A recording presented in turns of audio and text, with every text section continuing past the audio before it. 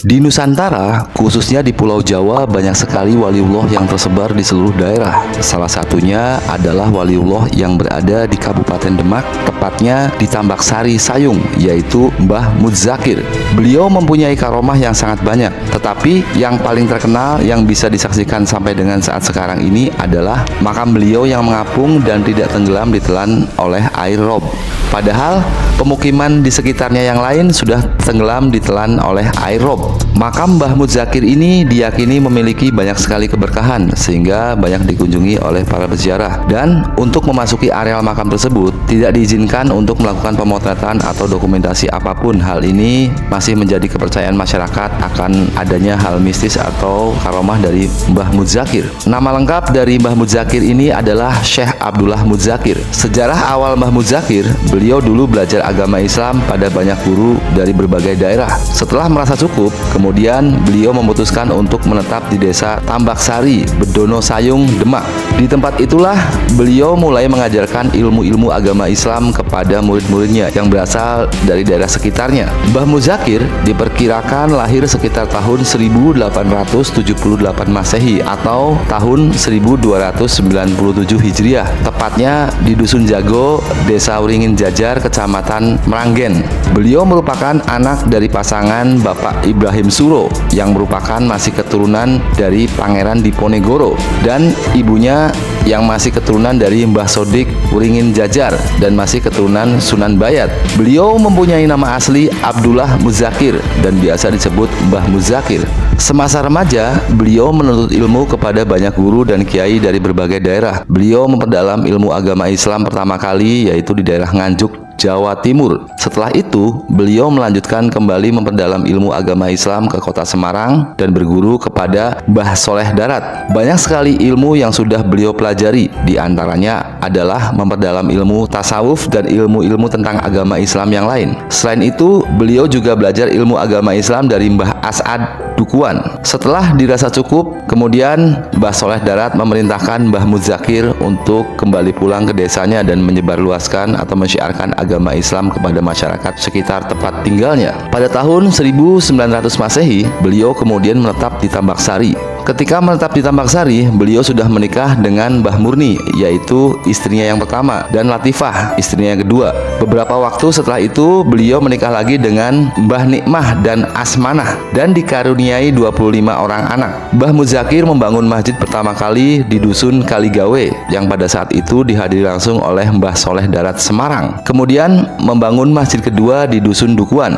dan yang ketiga di Tambak Sari. Masjid tersebut digunakan untuk mensyiarkan agama Islam dan mengajak masyarakat yang pada masa itu kebanyakan masih belum mempunyai agama yang baik atau abangan. Cara Mbah Mudzakir dalam mensyiarkan agama Islam adalah dengan cara yang sangat santun dan sangat mudah dipahami oleh masyarakat awam, sehingga banyak masyarakat sekitar yang mau belajar tentang agama Islam. Beliau membuka pengajian umum di Dukuan Desa Kalisari setiap hari Ahad yang dinamakan Ahadan, yang kemudian diteruskan oleh Mbah Soleh, Mbah Haji Salim, dan sekarang oleh Haji Mubasyar. Sekitar tahun 1900-an, beliau tinggal di Tambak Sari. Kemudian pada tahun 1919 Masehi, beliau kemudian membuka pengajian harian untuk anak-anak dan pengajian umum pada hari Kamis yang dikenal dengan Kamisan, yang diteruskan oleh Haji Muhammad Sofyan dan sekarang diteruskan oleh Haji Zamrozi. Mbah Mudzakir wafat di Dusun Tambak Sari, Bedono pada tahun 1950 Masehi, tepatnya pada hari Selasa Pon jam 18.50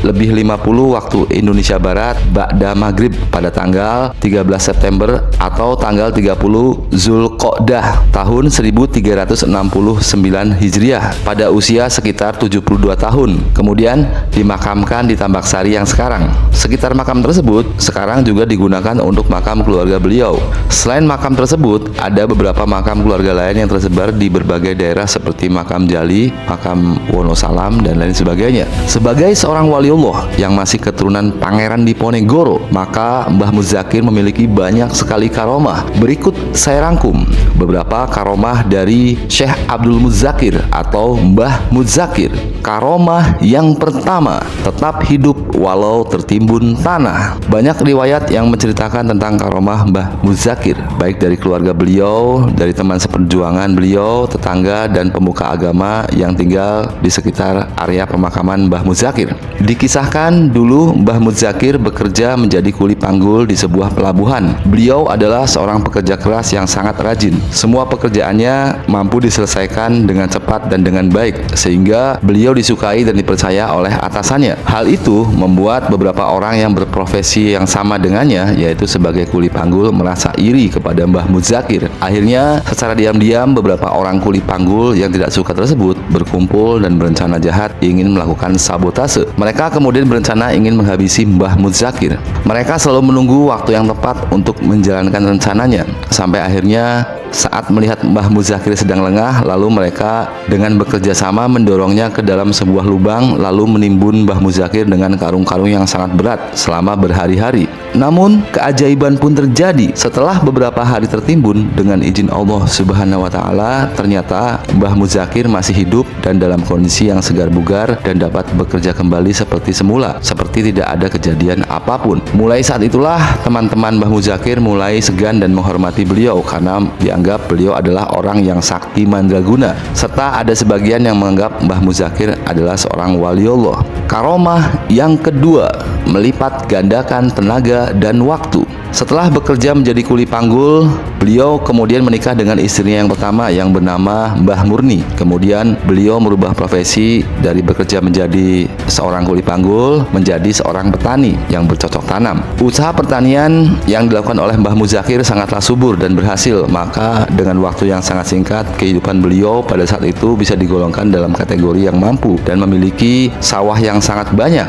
Tetapi ada hal yang ajaib dalam masa pengerjaan sawahnya yang sangat luas tersebut. Beliau bekerja sendiri dan juga dibantu oleh sedikit pekerja saja. Bahkan pekerjaannya bisa dikerjakan dalam waktu yang sangat singkat. Padahal secara logika dan akal sehat, sawah yang dikerjakan sangatlah luas dan tidak mungkin rasanya bisa selesai dikerjakan oleh sedikit orang saja, apalagi waktu yang dibutuhkan juga sangatlah singkat. Hal ini sangat berbeda dengan yang biasa terjadi pada orang biasa. Hal ini dikarenakan beliau memiliki karomah mampu melipat gandakan tenaga dan waktu. Wallahu a'lam bishawab. Karomah yang ketiga, mampu menyembuhkan berbagai macam penyakit. Syekh Abdullah Muzakir atau dikenal dengan sebutan Mbah Abdullah Muzakir sangat disegani oleh masyarakat karena selain memiliki ilmu kanuragan yang sangat tinggi, beliau juga memiliki ilmu kedokteran yang sangat mumpuni, sehingga beliau dapat mengobati berbagai macam penyakit, baik itu penyakit medis maupun penyakit non medis, semuanya bisa disembuhkan. Dan yang lebih menarik lagi, hal itu membuat beberapa orang yang berprofesi yang sama dengannya, yaitu sebagai kuli panggul, merasa iri kepada Mbah Muzakir. Akhirnya secara diam-diam beberapa orang kuli panggul yang tidak suka tersebut berkumpul dan berencana jahat ingin melakukan sabotase. Mereka kemudian berencana ingin menghabisi Mbah Muzakir. Mereka selalu menunggu waktu yang tepat untuk menjalankan rencananya, sampai akhirnya saat melihat Mbah Muzakir sedang lengah, lalu mereka dengan bekerja sama mendorongnya ke dalam sebuah lubang, lalu menimbun Mbah Muzakir dengan karung-karung yang sangat berat selama berhari-hari. Namun keajaiban pun terjadi. Setelah beberapa hari tertimbun, dengan izin Allah Subhanahu wa Ta'ala, ternyata Mbah Muzakir masih hidup dan dalam kondisi yang segar bugar dan dapat bekerja kembali seperti semula, seperti tidak ada kejadian apapun. Mulai saat itulah teman-teman Mbah Muzakir mulai segan dan menghormati beliau karena dianggap beliau adalah orang yang sakti mandraguna, serta ada sebagian yang menganggap Mbah Muzakir adalah seorang waliullah. Karomah yang kedua, melipat gandakan tenaga dan waktu. Setelah bekerja menjadi kuli panggul, beliau kemudian menikah dengan istrinya yang pertama yang bernama Mbah Murni. Kemudian beliau merubah profesi dari bekerja menjadi seorang kuli panggul menjadi seorang petani yang bercocok tanam. Usaha pertanian yang dilakukan oleh Mbah Muzakir sangatlah subur dan berhasil, maka dengan waktu yang sangat singkat, kehidupan beliau pada saat itu bisa digolongkan dalam kategori yang mampu dan memiliki sawah yang sangat banyak. Tetapi ada hal yang ajaib dalam masa pengerjaan sawahnya yang sangat luas tersebut, beliau bekerja sendiri dan juga dibantu oleh sedikit pekerja saja. Bahkan pekerjaannya bisa dikerjakan dalam waktu yang sangat singkat. Padahal secara logika dan akal sehat, sawah yang dikerjakan sangatlah luas dan tidak mungkin rasanya bisa selesai dikerjakan oleh sedikit orang saja, apalagi waktu yang dibutuhkan juga sangatlah singkat. Hal ini sangat berbeda dengan yang biasa terjadi pada orang biasa. Hal ini dikarenakan beliau memiliki karomah mampu melipat gandakan tenaga dan waktu. Wallahu alam bishawab. Karomah yang ketiga, mampu menyembuhkan berbagai macam penyakit. Syekh Abdullah Muzakir atau dikenal dengan sebutan Mbah Abdullah Muzakir sangat disegani oleh masyarakat karena selain memiliki ilmu kanuragan yang sangat tinggi, beliau juga memiliki ilmu kedokteran yang sangat mumpuni, sehingga beliau dapat mengobati berbagai macam penyakit, baik itu penyakit medis maupun penyakit non medis, semuanya bisa disembuhkan. Dan yang lebih menarik lagi adalah beliau membantu menyembuhkan sakit pasien tanpa meminta imbalan sedikit pun. Dari mulut ke mulut, kemampuan pengobatan Mbah Muzakir kian tersebar luas kemana-mana. Hal ini membuat Assalamualaikum warahmatullahi wabarakatuh. Alhamdulillah, wa nikmatillah wala haula wala quwata illa billah. Alhamdulillah di pagi hari ini tepatnya di tanggal berapa ya? Tanggal 26 Juli 2023. Nah, hari ini Mas Erik berada di kawasan yang lagi viral, yaitu di Pulau Terapung, tempatnya di makamnya Mbah Abdullah Muzakir yang ada di Sayung Demak. Nah, jadi kalau kita ke sini wajib hukumnya harus naik perahu. Satu orang 12.000 itu satu kali jalan. Nanti perkiraan kita naik perahu sekitar waktunya 15 menit sampai 20 menit untuk sampai di makamnya Mbah Abdullah Muzakir di sana itu. Ini lagi ada makam ini sangat aneh, yaitu makam di mana makamnya Mbah Abdullah Muzakir ini selalu dikunjungi para peziarah dari berbagai penjuru wilayah, karena makam ini berada di kawasan tempatnya di tengah laut yang konon katanya sampai hari ini tidak pernah kena air laut. Jadi ketika air laut ini pasang atau naik, makam ini juga akan ikut naik, dan ketika air laut ini turun, makam ini juga akan ikut turun. Nah, dan jadi masih jadi penyeberangan dari awal jasa syuting, dan di tempatnya di sini di Masjid Serang ini kebanjiran di tengah-tengahnya laut. Jadi sangat luar biasa sekali. Nah, ini para jamaah juga jamaah baru, yaitu di desa Tembiring, Bumiring, Kecamatan Banjarjo, Kabupaten Blora. Luar biasa lah. Baru pertama kali berziarah ke Sayung Demak ini bersama saya di Burka. Dan jangan lupa like, komen, dan subscribe di channel YouTube-nya Mas Erik, yaitu di channel YouTube Editor Mas Erik tentunya. Oke, mudah-mudahan ada channel Mas Erik ini menambah wawasan, menambah edukasi lebih baik lagi. Silakan komen, share masukannya untuk Mas Erik agar lebih belajar lebih baik lagi tentunya. Oke, terima kasih. Assalamualaikum warahmatullahi wabarakatuh, Mas Erik. hal ini membuat banyak orang yang datang kepadanya untuk berobat, dan kepada pasien yang berhasil beliau sembuhkan, maka beliau memberikan tausiah kepada mereka agar semakin taat beribadah kepada Allah Subhanahu wa taala. Karena sesungguhnya segala bentuk penyakit bukan beliau yang menyembuhkan, tetapi Allah Subhanahu wa taala lah yang menyembuhkannya. Beliau sebagai wasilah atau perantaranya saja, hakikatnya Allah lah yang menyembuhkannya. Allah Maha berkehendak atas takdirnya menentukan sakit dan menyembuhkannya. Maka dengan kita mendekatkan diri dengan beribadah kepada Allah Subhanahu wa taala dengan baik dan berdoa memohon kesembuhan, niscaya Gusti Allah akan mengabulkan dan menyembuhkannya. Media praktek pengobatan pasien yang dilakukan oleh Mbah Muzakir ini bukan untuk memperkaya diri atau mencari uang, melainkan sebagai sarana dakwah yang sangat efektif kepada para pasiennya. Karomah yang keempat, bedil penjajah Belanda mendadak rusak saat diarahkan ke Mbah Muzakir, seperti halnya kakek buyutnya, yaitu Pangeran Dipo. Ya, assalamualaikum warahmatullahi wabarakatuh. Alhamdulillah, wasyukurillah, wa nikmatillah, wa la haula wa la quwata illa billah. Tempat di belakang Mas Erik ini adalah makamnya Abdullah Muzakir yang terkenal Pulau Terapung. Dan di pagi hari ini para rombongan sedang siap-siap untuk melakukan tahlil atau wasilah kalau pagi ini daerah sangat luar biasa dingin karena ombaknya ini lumayan, jadi kalau agak siang nanti malah luar biasa lagi. Jadi saya sarankan untuk para pecinta ziarah usahakan kalau di makamnya Syekh Abu Bakar pagi aja, jangan sampai siang atau sore, karena kalau siang dan sore, satu kalau siang itu panas, yang kedua ombaknya terlalu besar. Usahakan pagi sampai di sini. Oke, sih kita akan syuting para rombongan melakukan wasilah atau tahlil bersama. Terima kasih. Assalamualaikum warahmatullahi wabarakatuh.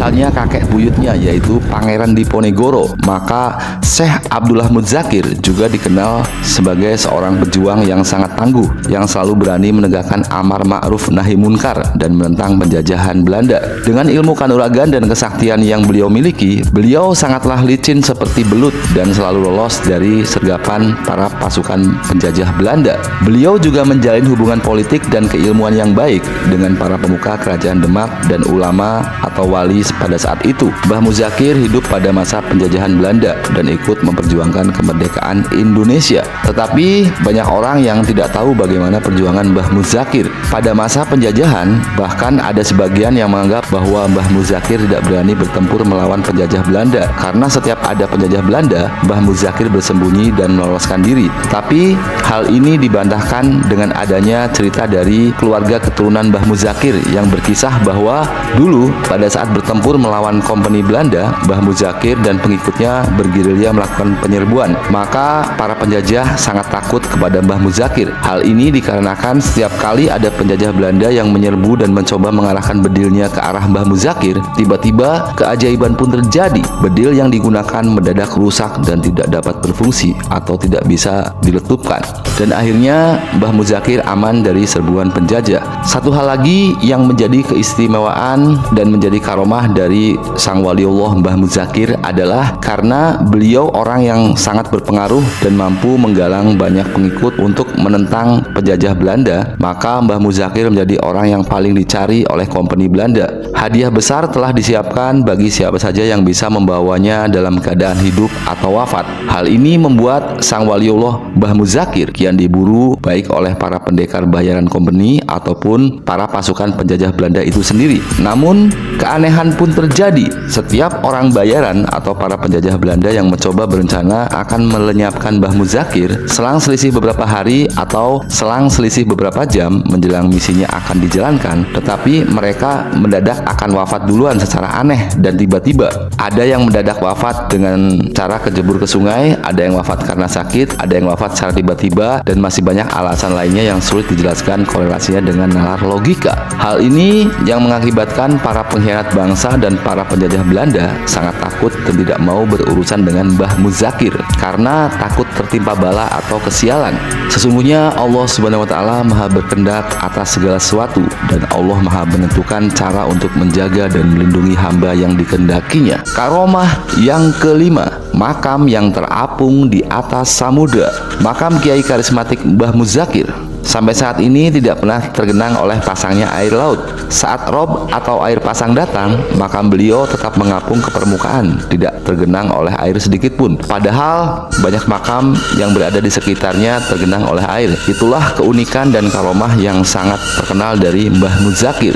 Hanya makam Mbah Muzakir bersama istri dan anak-anaknya saja yang tidak pernah terjamah oleh air laut selama ratusan tahun. Itulah yang merupakan keajaiban dan karomah dari makam waliullah tersebut yang tidak pernah tenggelam walaupun air laut pasang atau naik, gelombang yang tinggi atau banjir besar sekalipun. Seperti halnya yang dituturkan oleh Solekhan, usia 54 tahun, warga sekitar yang sedang berziarah ke pemakaman Mbah Muzakir. Beliau berkata bahwa permukaan makam segitu terus, kalau air pasang seakan-akan makam Mbah Muzakir menjadi naik, tutur Pak Solekhan. Dari situlah sampai saat ini makam Mbah Muzakir terus dipadati oleh para peziarah siang dan malam. Mereka Mereka adalah warga sekitar, warga luar kota Demak, dari rakyat biasa, pejabat atau santri. Mereka ngalap barokah dari Allah Subhanahu wa taala dengan berwasilah atau melalui perantara bertawasul kepada Syekh Muzakir. Meski berada di tengah samudra, sampai saat ini makam itu tidak pernah sepi dari para peziarah. Biasanya para peziarah datang pada hari Jumat atau saat haul Mbah Muzakir, yaitu pada bulan Zulkaidah. Warga sekitar selalu mengadakan haul di sekitar makam. Jadi banyak jamaah yang berdoa dan berzikir di atas perahu karena makam tersebut tidak muat untuk menampung semua pengunjung. Makam yang berada di Laut Jawa yang sekarang banyak dikunjungi oleh peziarah ini juga diyakini masyarakat sebagai karomah dari seorang waliullah, yaitu Syekh Abdullah Muzakir.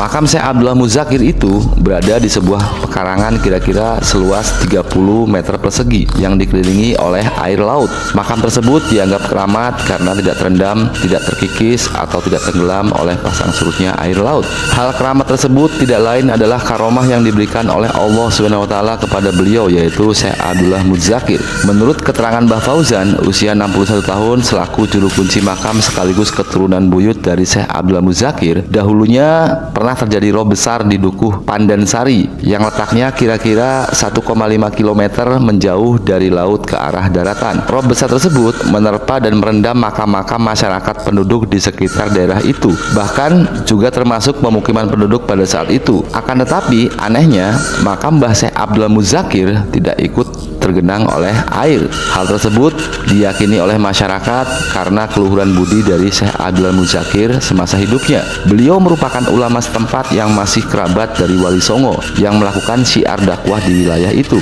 Beliau dianggap sangat berjasa dalam membangun masyarakat setempat, baik dalam hal ilmu agama Islam maupun tradisi yang beliau ajarkan. Bentuk-bentuk pengabdian beliau meliputi pengajaran ilmu-ilmu agama Islam dengan berdirinya pondok pesantren, sekolah-sekolah diniyah, masjid, dan tempat pengajaran bagi masyarakat. Menurut pendapat sebagian peziarah, dengan berziarah ke makam Syekh Abdullah Muzakir, semoga mendapat dan memperoleh keberkahan dan ibrah yang dapat dijadikan tauladan di kehidupan sehari-hari. Banyak pendatang atau peziarah yang mengaku ingin benar-benar berziarah meskipun mereka harus menempuh jarak yang begitu jauh untuk dapat berziarah ke makam beliau. Mereka berniat agar bisa berdoa di sana, tentunya hal itu hanya sebagai perantara saja atau wasilah, karena doa yang mereka panjatkan hanya kepada Allah Subhanahu wa taala. Kemudian mendoakan waliullah, bertawasul kepada Syekh Muzakir itu sendiri, kepada para keluarganya dan kehidupan pribadi mereka. Makam beliau ramai dikunjungi setiap harinya, bahkan sengaja datang meskipun bukan dari daerah sekitar makam. Biasanya di hari-hari pada bulan Ramadan dan menjelang Syawal, makam Syekh Abdullah Muzakir semakin ramai didatangi oleh para peziarah dari berbagai wilayah. Beberapa orang berkata bahwa makam Mbah Abdullah Muzakir itu tetap mengapung sehingga tidak akan pernah tenggelam kendati pasang air laut yang sangat tinggi. Berdasarkan pengabdian Syekh Abdullah Muzakir untuk agama, negara, dan masyarakat semasa beliau hidup, maka sangat patut bila Mbah Abdullah Muzakir dikenang hingga saat sekarang. Banyak masyarakat yang menghormati beliau dan menyebut beliau sebagai sang pejuang yang dicintai oleh masyarakat.